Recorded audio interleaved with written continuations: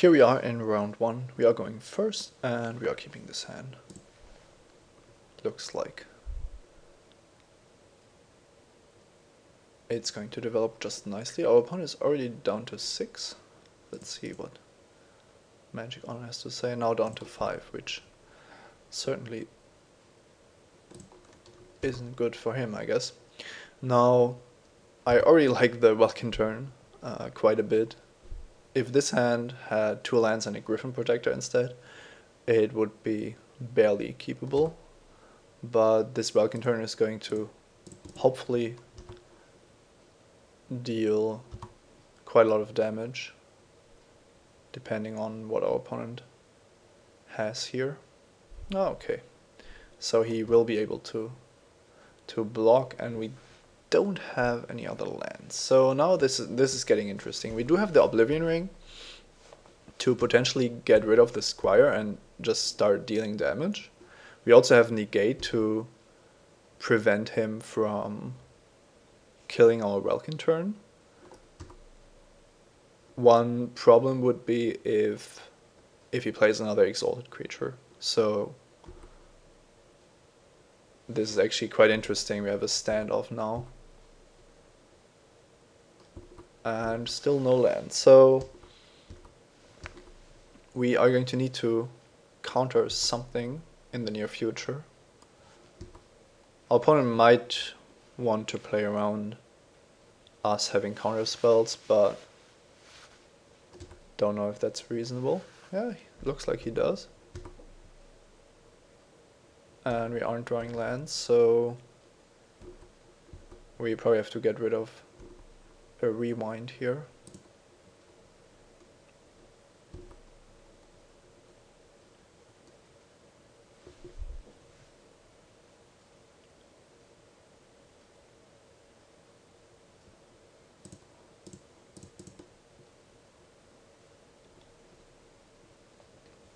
I might have had to counter the divination, but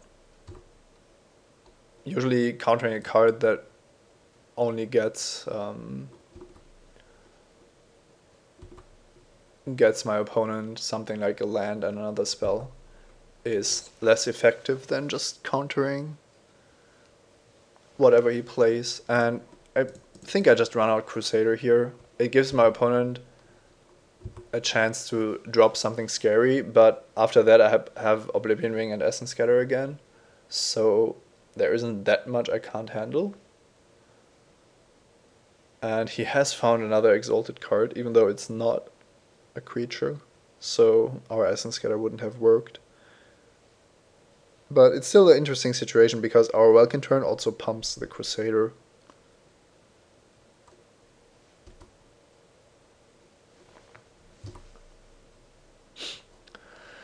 Him leaving up so much mana could mean that he has the 3/3 flash fairy, or well, just the Divine Verdict, I guess. Now I don't want to lose Welkin turn to the flash fairy, of course, and I would like to Essence Scatter it, but then I can't Captain's Call. So I think Captain's Calling and getting the Crusader up to a 5/5 is very good, and that way it doesn't die to Fairy Invaders.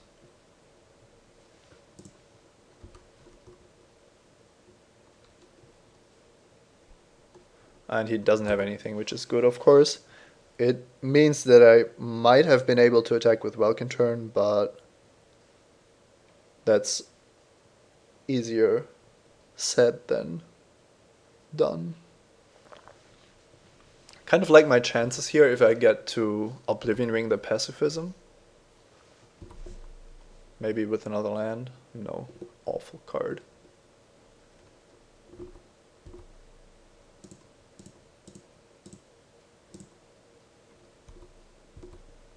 I'm going to keep open Essence Scatter for this turn, because if he taps out to do something, I will Essence Scatter it, and then oblivioning the pacifism for the win. I'm also not in any danger to die to his beatdown. So I think that's a much safer play.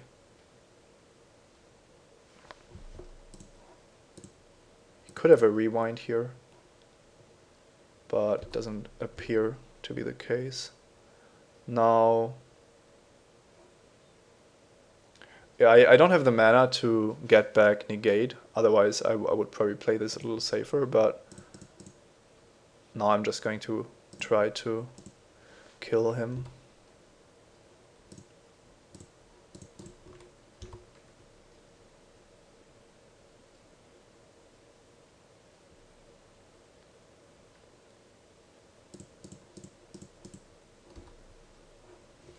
Still not sure who was correct in not trading even Squire and Vulcan turn.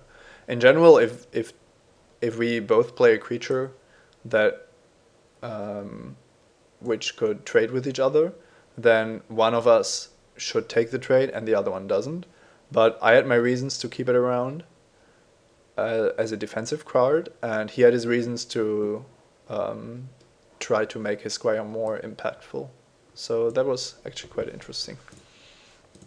Next up, we can do some sideboarding, but we already have all our Island Walk cards in the deck, so I think these are actually the most important. Encrust is an option. Safe Passage not really interesting against blue-white, and we certainly don't need any of these. So, I'm not the biggest fan of encrusting an Aven Squire. I think our deck can deal with that differently. And I do have to keep in the Master of the Pearl Trident if our opponent is playing Island. So yeah, we already drew three planes last game, which was kind of unfortunate, but I'm optimistic that we can win another game. Maybe our opponent gets to keep a 7-card hand, yes. And we also do having a Tyrant's Invocation, 2 islands and a plains in hand is basically an instant keep.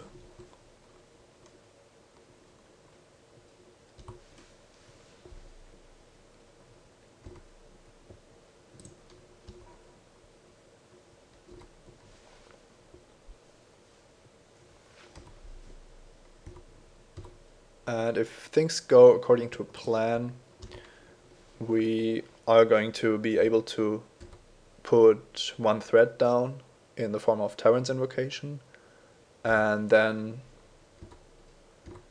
start protecting that threat with the cards we have. Now I would like to be able to protect this with Unsum, but I can't, but it's also not a big deal, it's just a slightly worse silver coat line at this point.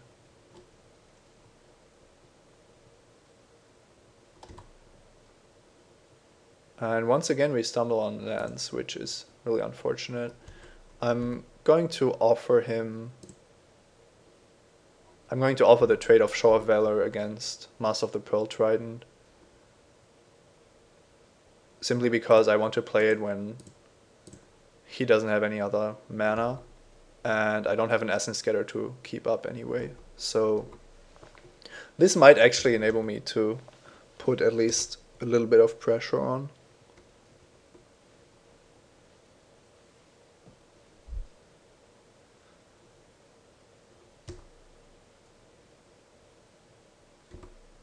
I could unsum this, but I'm not too concerned about the damage output.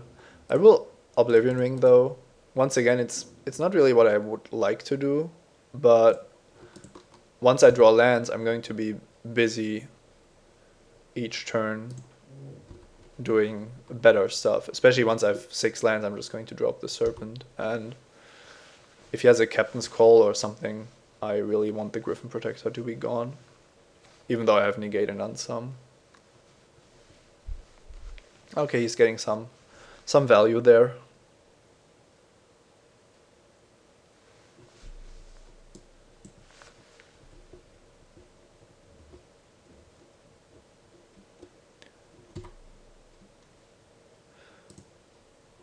Now we'll get some value back simply by casting the invocation.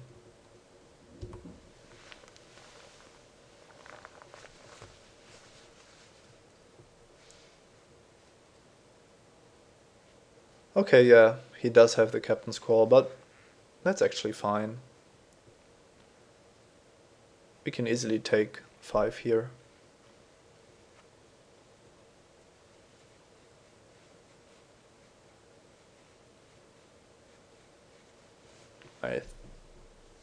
I kind of want to keep my 2/2s around, because they also block his soldiers, but his War Priest is always going to be able to trade with one of my creatures. So even though it's possible that I draw a Scroll Thief next turn, I like the damage prevention here. And now we just sit and wait. His soldiers shouldn't ever be able to attack, and we can thwart any tricks he might have.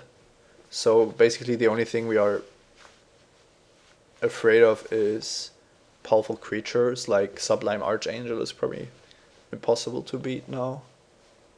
But even that is, well, nothing is impossible with Unsum. Opponent does have a lot more lands than us, so that's why we have 3 more cards in hand, I guess.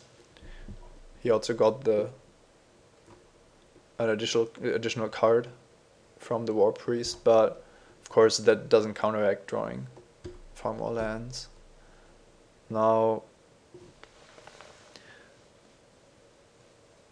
if I only had 1 Harbor Serpent, I would probably wait until I was able to protect it, but it takes too long to keep open Negate.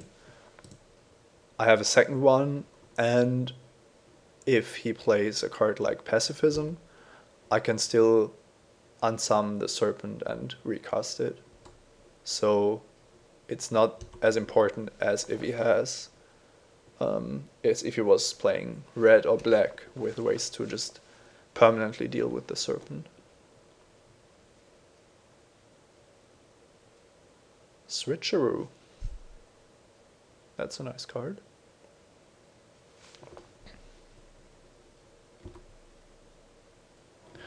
The fact that he played a Switcheroo there actually makes it more likely that he's playing unsummons as well, because you usually try to prioritize unsummons after you have picked up Switcheroo. Now, I expect him to attack with Harbor Serpent, and I will bounce it with Unsum. Usually I would do this earlier because of cards like Negate and Rewind, but given that I have a Negate myself... Okay. Sleep. I could negate that, but I'm actually not sure if I have to. I think it's safer to just let it resolve and take a little bit of damage.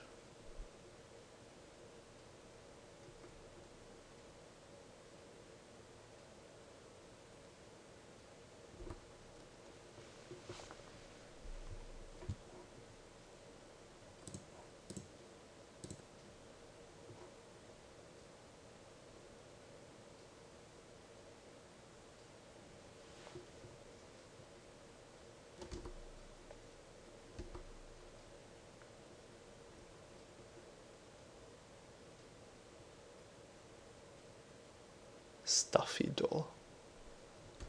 Okay.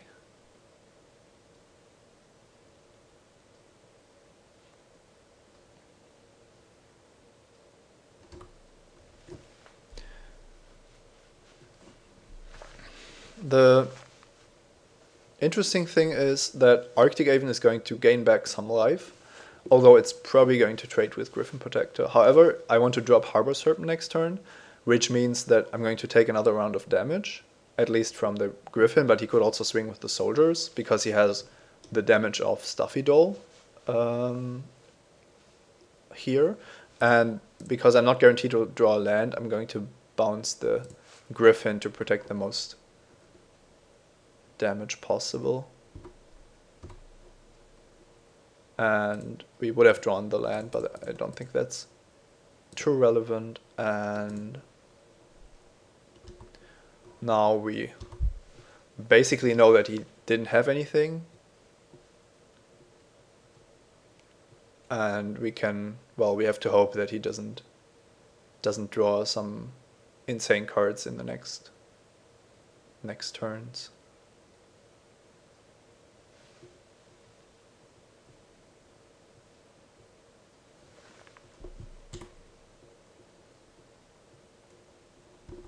So he's in a dilemma because he needs to block the Arctic Aven as soon as possible.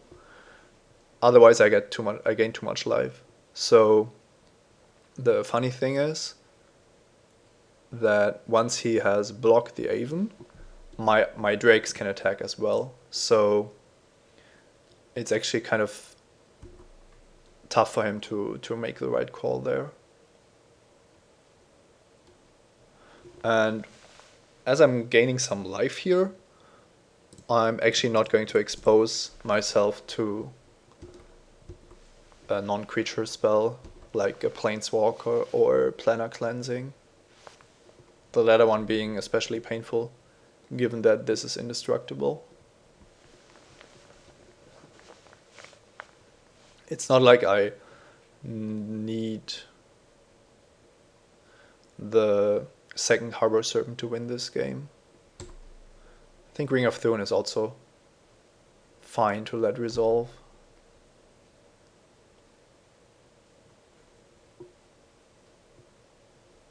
Once the Protector is too large for Arctic Aven, I can just swing with everything.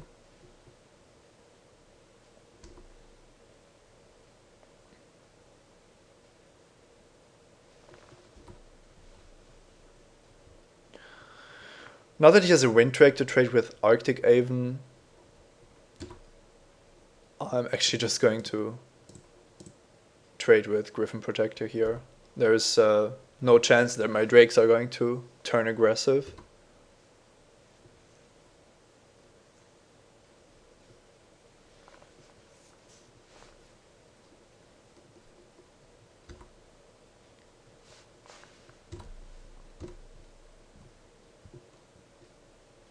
So let's see, he's at 5 from this. These trade, he goes to 3 from this. And then he blocks 3 soldiers, goes to 2. I would take a damage from the Stuffy Doll trigger, but overall I think this profits me because his soldier doesn't grow. However, he has the option to not block, of course, but I don't think that makes I don't think that improves his position, so going to swing with everything.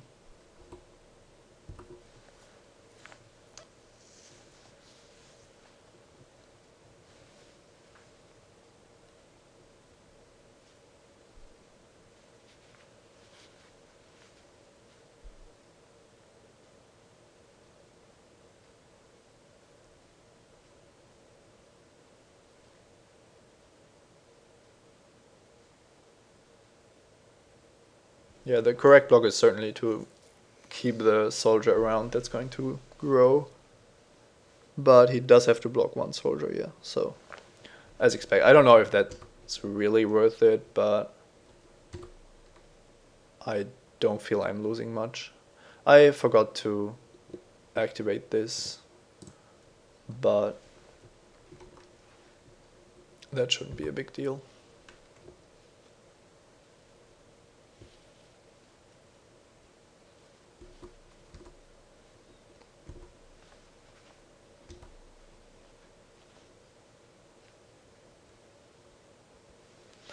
And that's the match. See you next round.